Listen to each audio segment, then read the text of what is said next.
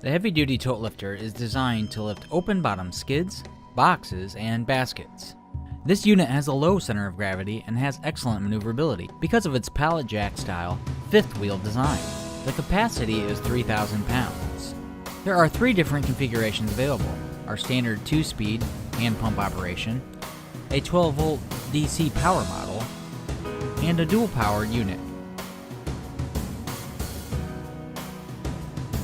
The hand pump design features a 2-speed lifting pump handle to accommodate light or heavy loads and a locking knob which holds the trigger in place to prevent accidental mismanagement.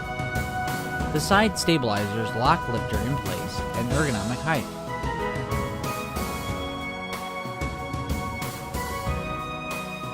The DC model has an onboard battery charger and indicator. Comes standard with rocker switch to raise and lower, and an on and off button. A comfortable grip handle comes standard.